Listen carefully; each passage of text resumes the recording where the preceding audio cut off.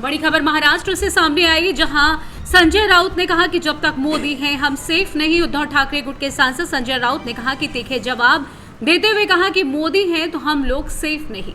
कल मोदी जी ने अपने चुनावी सभा के दौरान कहा था हम एक हैं तो सेफ हैं। संजय राउत ने कहा कि मोदी और शाह मिलकर हमारी कुटुंबियों पार्टी को अलग कर दिया। हमें बीजेपी को महाराष्ट्र से निकाल फेंकना है। जब तक मोदी आते रहेंगे हम सुरक्षित नहीं। अशा गुंडांना जर शिंद्यांचे लोक किंवा भाजपचे लोक वापरून आमच्या विरोधामध्ये निवडणुकीला त्यांचा वापर होणार असेल तर जे काही घडणार आहे त्याची सगळी जबाबदारी पोलिसांवर असेल।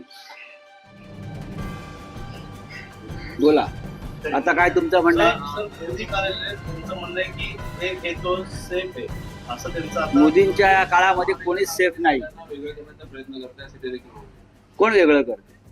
महाविकास आघाडी, शिवसेनेतल्या आमच्या सहकार्यांना कोणी वेगळं केलं? मोदींनीच केलं ना। राष्ट्रवादी काँग्रेसच्या सहकार्यांना कोणी वेगळं केलं? मोदी आणि शहांनीच केलं ना।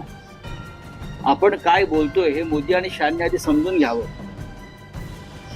शिवसेनेमध्ये आमचे कुटुंब फोडण्याचं काम मोदी आणि शहांनी केलं। कसलं एक आहे तो सेफ आहे? हा, तुम्ही आता सेफ राहा 23 तारखेनंतर, इतकंच मी सांगेन। बोले आपका क्या? दहशतवादांना